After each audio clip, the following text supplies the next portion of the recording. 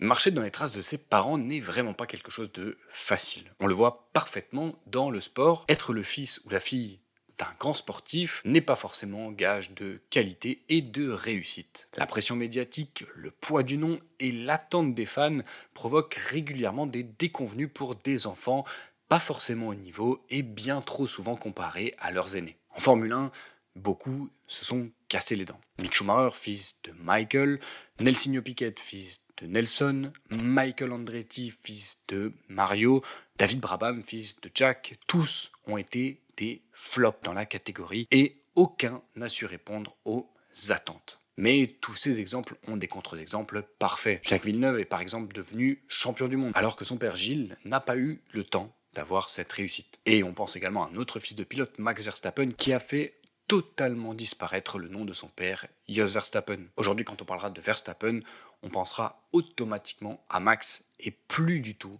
à Jos. Bon, avec tous les exemples que je t'ai présentés, tu peux remarquer qu'avoir un père et son fils au sommet est une chose très difficile. Et pour être franc avec toi, elles ne sont que deux familles à avoir réussi l'exploit d'être champion père et fils. Et c'est justement de ça qu'on va parler aujourd'hui dans ce nouvel épisode des personnages historiques. Alors je vais d'abord commencer par te parler de la famille Hill, qui a été la première famille à réussir cet exploit, avant de toucher 2-3 mots sur la famille Rosberg. Fill me out with your smile. Now the sunshine brings the light. Fill me out with a flame. I will let you in this game. Take me out when I'm down. 'Cause with you I'm safe and sound. I'm safe and sound.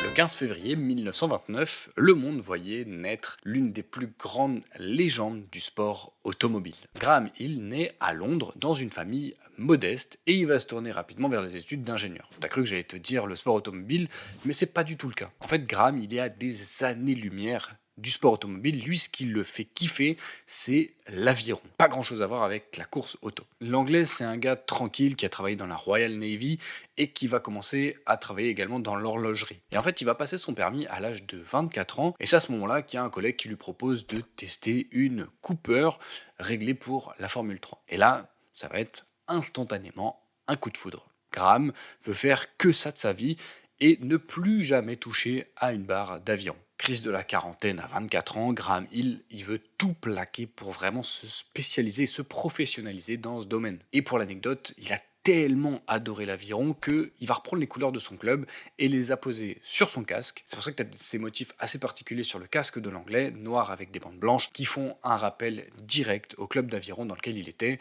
l'un des meilleurs d'Angleterre si je dis pas de bêtises. Bon, tu te doutes bien qu'en lâchant son boulot pour se concentrer sur la course automobile, il y a un truc qui va pas, notamment au niveau des finances. Du coup, il va se retrouver à faire des petits boulots par-ci par-là, et ça va lui permettre de rencontrer plusieurs personnes assez influentes, notamment un certain Colin Chapman. La vie peut parfois te donner des coups de pouce, mais là c'est carrément un coup de majeur ou d'index. Après avoir sympathisé autour de 2-3 bières, Chapman il voit que c'est un bon gars et il lui propose de venir travailler avec lui, mais en tant que mécanicien dans la nouvelle structure qui vient de monter, l'écurie Lotus. Graham y voit un signe du destin, d'autant plus que de temps en temps il a le droit de tester les voitures. Mais après une saison, il sent qu'il a besoin de plus de roulage. Et donc il quitte l'écurie de Colin Chapman pour aller chez Cooper en 1957 et il va rouler en Formule 2. Et là les performances sont vraiment exceptionnelles. À tel point que Colin Chapman va le supplier de revenir dans son écurie et va lui faire signer un contrat de titulaire pour la Formule 1. On est alors en 1958 et Graham débute dans la plus grande catégorie de sport automobile sur le ni plus ni moins célèbre circuit de Monte-Carlo. Un circuit qui d'ailleurs va marquer sa vie. Bon, la voiture est malheureusement moyenne. Et pendant 2 ans, il va pas obtenir les résultats escomptés, ce qui fait que Graham part à nouveau de l'écurie Lotus et ça va pas forcément bien se passer. Bon, ça va pas plaire à son ex-meilleur ami, Colin Chapman, qui va tout simplement lui intenter un procès. Rien que ça. malgré ce petit accroc, il va enfin obtenir des résultats dignes du statut qu'il rêve et va obtenir d'ailleurs un podium aux Pays-Bas en 1960. En 61, ça va pas être dingue. Et c'est surtout en fait la saison 62 qui va faire éclater le talent de Graham Hill aux yeux du monde entier. Grâce à une voiture performante et surtout fiable, il va se battre toute la saison pour le titre de champion du monde des pilotes face à son grand ami Jim Clark roulant sur Lotus. Il va s'emparer rapidement de la tête du championnat et ne plus la lâcher jusqu'à la dernière course de la saison, course que d'ailleurs je te raconte dans un épisode, puisque c'est tout simplement la course la plus tardive s'étant déroulée au championnat du monde. Et c'est lors de cette course en Afrique du Sud que Hill va décrocher son premier titre mondial. Fraîchement champion du monde, il va parfaitement lancer sa saison 63 en remportant sa première victoire dans les rues de Monaco. Et comme l'an dernier, la philosophie lors de ce Grand Prix est la même. Jim Clark a dominé la course, sauf que sa Lotus manque cruellement de fiabilité. Et qui c'est qui ramasse les miettes ? Oui, Graham Hill. Sauf que progressivement, la Lotus va devenir de plus en plus fiable. Et Jim Clark va rouler sur la concurrence. L'Anglais va décrocher le titre mondial devant un Hill qui se sera bien défendu. Ce chapitre de 1963 se referme et à nouveau, Graham Hill lance parfaitement sa saison 64 en remportant sa deuxième victoire à Monaco. Et ce dernier va jouer le titre tout au long de la saison, en arrivant lors du dernier Grand Prix avec un avantage non négligeable sur John Surtees. Et Graham, fort de son expérience, va passer un Grand Prix tranquille et remporter son deuxième Grand Prix de la saison.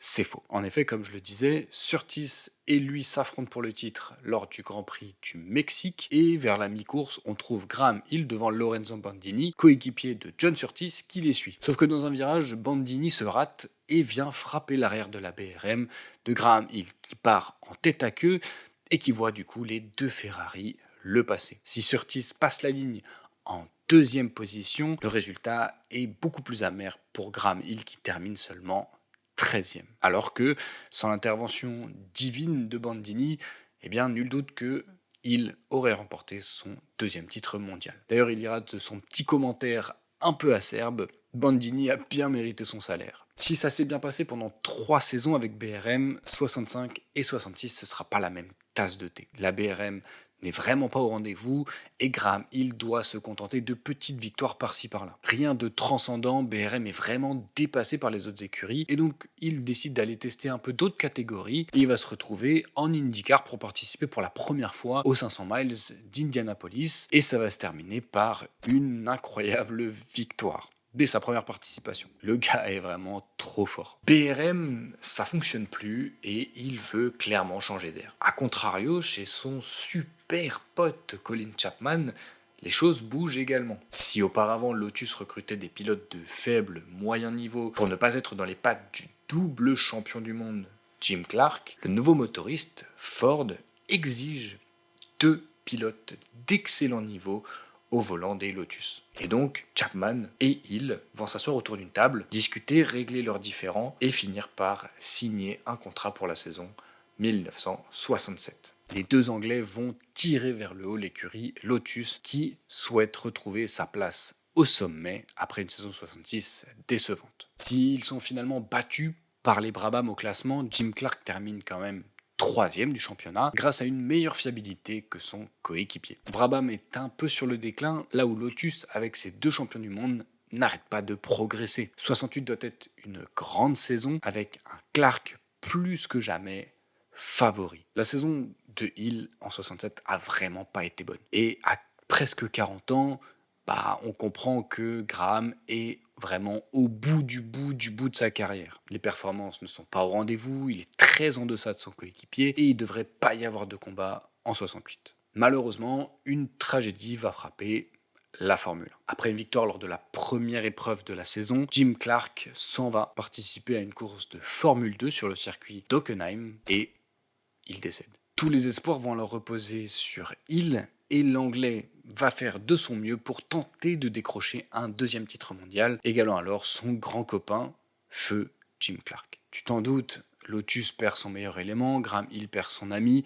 Pour tout le monde, ça va être une saison éprouvante mentalement, mais Graham fait le travail face à Jackie Stewart et parvient à décrocher cette deuxième couronne mondiale. Surfant sur cette euphorie, il va aller chercher sa 5e et dernière victoire dans les rues de Monaco en 1969, avant que les performances déclinent drastiquement. Graham est au fond du trou, les performances sont catastrophiques et la saison va particulièrement mal se passer et très mal se terminer. En fait, sur le circuit de Watkins Glen, lors de la dernière épreuve de la saison, l'Anglais fait un tête-à-queue, il détache son harnais pour sortir de sa voiture et il la pousse pour la remettre sur la piste et pouvoir repartir. Il saute dans son baquet, repart et sort de la piste. Sauf que il n'avait pas pris le temps de réattacher son harnais. Et du coup, cette fois, il est éjecté de la voiture et retrouvé à quelques mètres plus loin de sa monoplace, les 2 jambes brisées. Et forcément, tu t'en doutes, à 41 ans, il est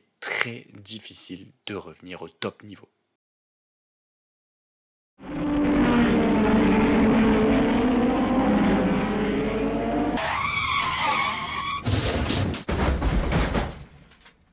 Tu commences à le comprendre, Graham, c'est pas un gars qui lâche l'affaire. Il va déjouer totalement les pronostics et revenir rouler pour la saison 1970. Bon, forcément, il est à des années-lumière de son niveau. Rob Walker Racing Team en 1970, Brabham en 1971 et en 1972, puis à partir de 1973, il va créer sa propre écurie, Embassy Hill, mais ça va pas changer grand-chose. En fait, à chaque fois, Graham végète au milieu du classement sans trop de résultats. Pour l'anecdote, c'est en 1972 que Hill va participer pour la première fois aux 24 heures du Mans au volant d'une Matra et qu'il va remporter l'épreuve. Il devient alors le premier pilote à remporter ce qui sera appelé plus tard la triple couronne, c'est-à-dire les 3 courses les plus prestigieuses dans le monde, le Grand Prix de Formule 1 de Monaco, les 500 miles d'Indianapolis et les 24 heures du Mans. Un record que beaucoup de pilotes aimeraient égaler aujourd'hui, notamment un certain Fernando Alonso. Embassy Hill utilise des châssis Shadow en 73, puis Lola en 74, et ils vont comprendre que dépendre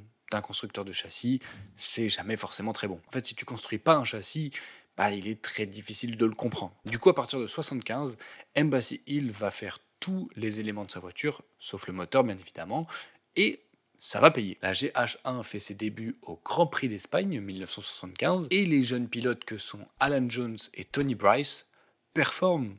Tony Bryce va faire une 6e place comme meilleur résultat cette saison, et de son côté, Alan Jones termine à une super 5e place en Allemagne, remportant les 2 premiers points de l'écurie. De son côté, Graham s'est quand même fait une dernière petite folie, en roulant 2 Grands Prix cette saison, dont notamment un dernier Grand Prix à Monaco, qui va super mal se passer. C'est une catastrophe, il parvient même pas à se qualifier. Il comprend qu'il faut qu'il raccroche complètement le casque, et du coup, il va se concentrer sur le management de son écurie. Embassy Hill est plutôt contente de sa saison 75, se tourne vers la saison 76 avec beaucoup d'espoir, sauf que l'écurie va être frappée d'un drame. Rentrant d'essai privé s'étant déroulé sur le Castellet, Graham Hill pilote son avion et décide d'atterrir à Elstree. Malheureusement, les conditions ne sont pas au rendez-vous, l'avion va frapper un arbre et se cracher, tuant tous les passagers de l'avion sur le coup. Dedans, on trouvait Graham Hill, bien évidemment, 4 mécaniciens et également Tony Bryce.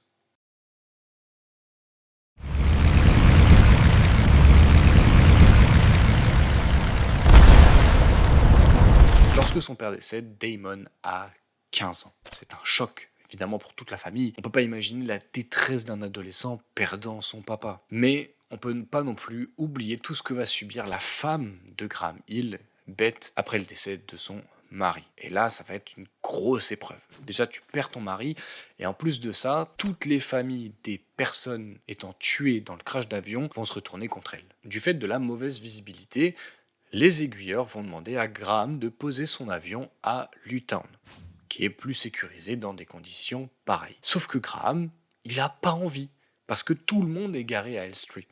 Et donc t'imagines la logistique qu'il faudrait pour après aller récupérer les voitures, comme quoi la flemme peut réellement provoquer ta mort. Comme je le disais, cette erreur de jugement va entraîner le décès du coup de 6 personnes, dont 5 qui vont se retourner contre Beth, demandant des grosses sommes d'argent. Et que fait l'assurance dans tout ça ? Elle tient Graham pour responsable. Du coup, personne ne va venir en aide à Beth, qui va être obligée de vendre énormément de biens de la famille, y compris la maison. Et voilà, et dans tout ça, t'as Damon qui du coup a vécu 15 années de sa vie sans manquer de rien, et qui se retrouve à quitter son collège privé pour se retrouver dans le public, et même à aller travailler en tant que coursier pour essayer de financer un peu ses études. Et forcément, à un moment donné, ça marche plus. À 20 ans, il arrête complètement ses études, travaille tous les jours en tant que coursier, et le soir, il est ouvrier du bâtiment. La chute est sévère, et là, tu as deux possibilités. Soit tu sombres complètement, soit tu te bats pour y arriver.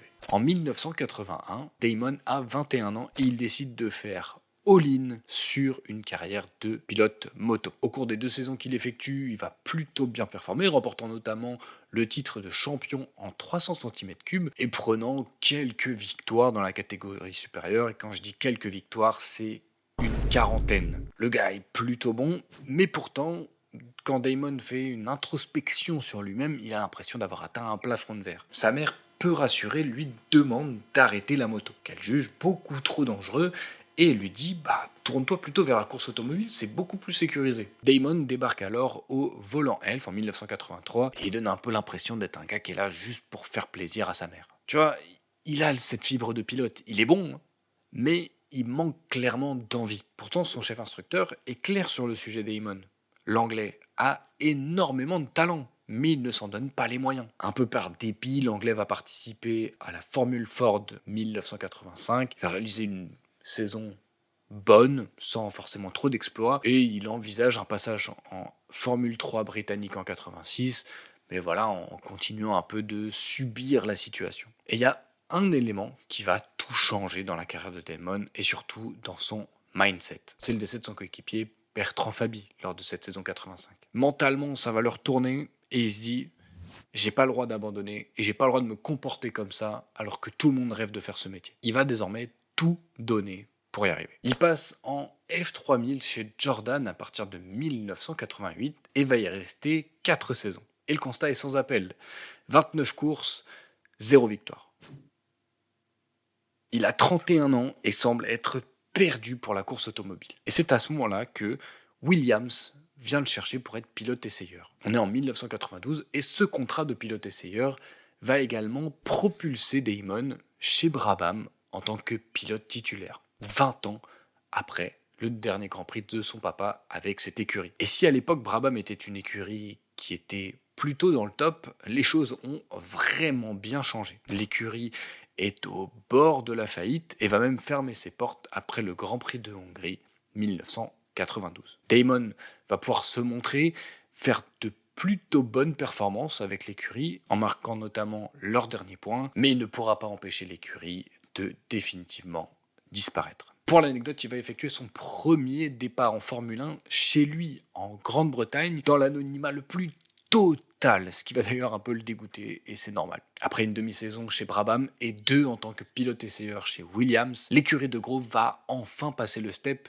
et lui proposer un contrat de pilote titulaire chez eux. On est en 1993 et il va se retrouver, accrochez-vous bien, à côté du ni plus ni moins triple champion du monde, à l'époque, Alain Prost, qui revient en Formule 1 pour essayer de gagner un 4e titre. Il a vraiment montré une certaine pointe de vitesse, il a progressé durant la saison 92 parce qu'il veut prouver sa valeur, mais face à Alain Prost, qui est un monstre de la catégorie, à ce moment-là en plus, on lui donne aucune chance. Alors vraiment là, 0 chance pour lui. Et pourtant, il va être un super pilote numéro 2 et prendre même 3 victoires au cours de la saison, dont sa première victoire au Grand Prix de Hongrie. Grâce à cette victoire, la famille Hill devient alors la première famille à avoir le père et le fils prendre une victoire en Formule 1. C'est exceptionnel, il fait une superbe saison, et quand Alain Prost s'en va, eh bien il reste numéro 2, parce qu'à côté de lui, on lui met Ayrton Senna, qui est également une star à l'époque. Enfin, tu connais Ayrton Senna, je sais même pas pourquoi je te dis ça.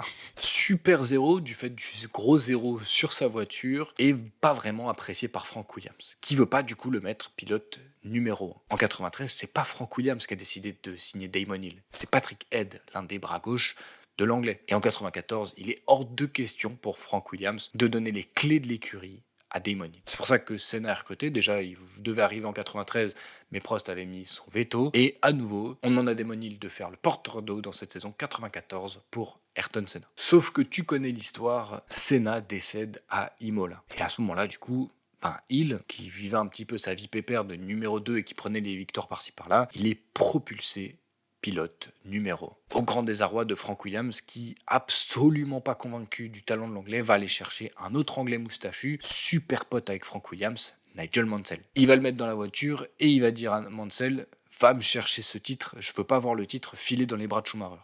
Alors que Damon Hill, c'est cacahuète, il lui dit rien du tout, et même au niveau du contrat, la différence est saisissante. Damon Hill, il prend 300 000 $ par an, là où Nigel Mansell, pour les piges qu'il vient faire, il prend 900 000 $. C'est pour te dire, Frank Williams, il a un problème avec Damon Hill. Et comment ça va se passer pour Damon Hill, tu penses ? Eh ben, entre lui et Nigel Mansell, c'est réellement Damon Hill qui performe. Il va être tellement bon qu'il va concurrencer Schumacher tout au long de la saison et jouer le titre jusqu'à la dernière course du championnat à Adélaïde. Malheureusement, le manque de fair play de l'Allemand lui fait rater le titre. Mais, pour tout le monde, il a prouvé qu'il était réellement au niveau. Enfin, je dis ça, mais pas pour tout le monde. Pour le spectateur, pour les commentateurs, pour les journalistes, tout le monde dit Damon Hill a réalisé une énorme saison. Mais il y en a un qui n'y croit absolument pas. C'est Frank Williams, toujours lui. Bon, malgré tout, cette fois, Williams, il se dit « Allez, de toute façon, j'ai pas d'autre champion. Prost a pris sa retraite, Senna n'est malheureusement plus là. Schumacher, il est vissé chez Benetton. Et Mansell, j'ai vu ce que ça a donné, ça a pas trop marché. Alors, je vais essayer de prendre un jeune pilote pour, pourquoi pas, pousser Damon Hill. » C'est comme ça que David Coulthard se retrouve chez Williams. Et avec la faible expérience de l'Écossais, c'est Damon Hill qui est clairement premier pilote chez Williams. Et ça va mal se passer. En fait, en voulant confirmer sa saison précédente, Damon craque complètement. Il fait plein d'erreurs, ce qui envoie assez facilement le titre dans les mains de Schumacher. Alors Schumacher a été très très bon toute la saison, mais il a été bien aidé par les erreurs de Damon Hill. Alors que Damon était l'un des favoris de cette saison. Williams, ça fait 3 ans qu'ils remportent le titre constructeur, ils ont la meilleure voiture, la meilleure écurie, et pourtant, Benetton les a tués en 1995. Et Damon n'y est pas pour rien. Ça va à nouveau mettre le doute dans la tête de Frank Williams, qui voulait recruter au milieu de la saison Heinz-Harald Frentzen pour remplacer Damon ou David Coulthard et mettre vraiment quelqu'un, un vrai numéro 1 dans cette Williams. Sauf que Frentzen est trop attaché à l'écurie Sauber et il dit « je signerai plus tard chez toi ». Il n'est pas non plus dispo en 96, donc Williams va aller chercher un pilote canadien qui fait des merveilles de l'autre côté de l'Atlantique, Jacques Villeneuve. Et avec le duo de pilotes Damon Hill-Jacques Villeneuve, il sait que le titre pilote va revenir à un de ses pilotes. Et il prie pour que ce soit plutôt Villeneuve que Damon Hill. Bon, je parle beaucoup de Frank Williams pour son attitude assez négative envers Damon, mais l'anglais va quand même dire qu'il a une confiance sans équivoque envers Damon Hill. Grand prince, grand seigneur, puisqu'en plus il lui met Jacques Villeneuve qui est un excellent pilote. Avec le départ de Schumacher pour Ferrari, ça laisse une réelle opportunité. Et Damon ne veut pas laisser passer sa chance. Il va réaliser un début de saison presque parfait en remportant 5 victoires en 6 Grands Prix, 6 victoires en 9 courses, étant rapidement et largement en tête du championnat face à son coéquipier Villeneuve. Oui mais, parce qu'il y a toujours un oui mais, c'est là qu'il va commencer à douter et à craquer. Villeneuve va se mettre au niveau, Schumacher va réussir à faire performer sa Ferrari, et dans tout ça, Frank Williams commence à douter de son pilote, et il va tout simplement annoncer que Damon Hill ne sera pas pilote Williams pour la saison 97, alors que le gars joue le titre. C'est un coup de massue, un coup de bambou qui vient frapper comme ça Damon Hill, qui ne va pas réussir à performer pendant 5 Grands Prix. Ce qui fait que le titre va se décider lors de la dernière course de la saison se déroulant au Japon, ce qui est sûrement le Grand Prix le plus important de la vie de Damon, puisqu'en plus il ne sait pas où il sera l'année prochaine. Et c'est Jacques qui décroche la pole position, mettant directement la pression sur son coéquipier. Mais Damon ne va pas paniquer, prendre un excellent départ et dès le premier virage, il est en tête. Il ne va alors plus lâcher la tête de la course et passer la ligne d'arrivée pour remporter son 21e succès. Le succès le plus important de sa vie puisqu'il devient à ce moment-là champion du monde et c'est la première fois de l'histoire qu'on a un père et son fils qui sont champions du monde de Formule 1. Première fois, mais pas la dernière.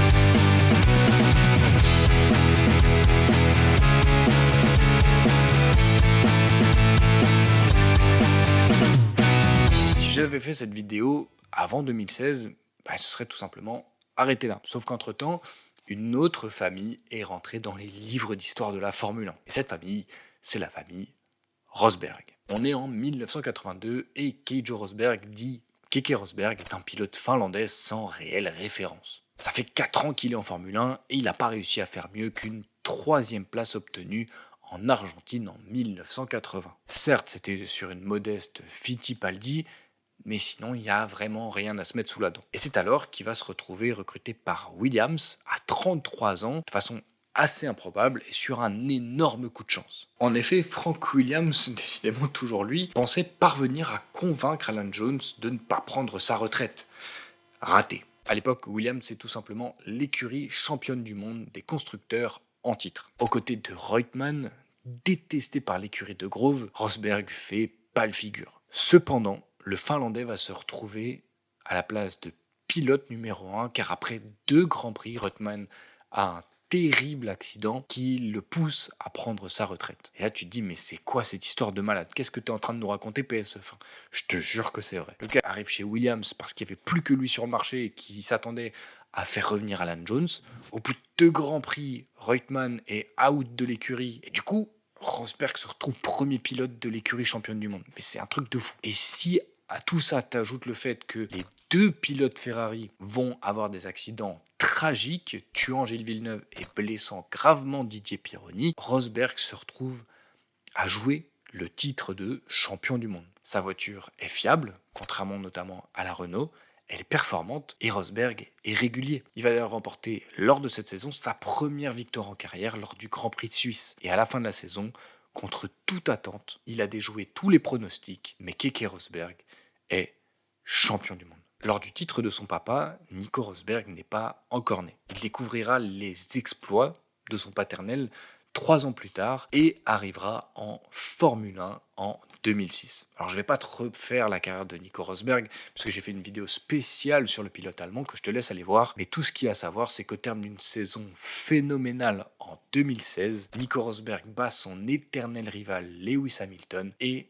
glane son seul et unique titre de champion du monde. Ce qui fait à ce moment-là que les Rosberg deviennent les égaux des Hill, avec quand même un avantage pour la famille Hill qui a remporté 3 titres, là où les Rosberg n'en ont remporté entre guillemets que 2.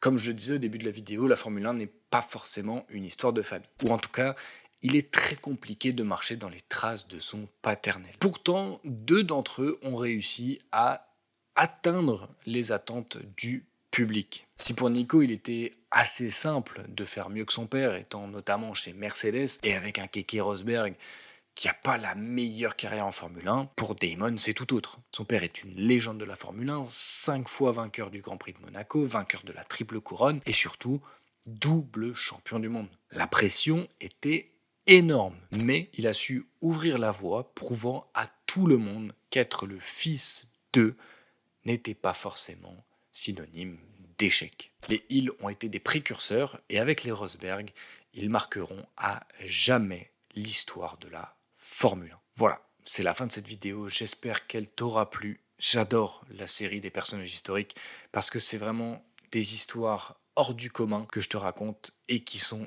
hyper intéressantes. Si tu as aimé la vidéo, pense à la liker.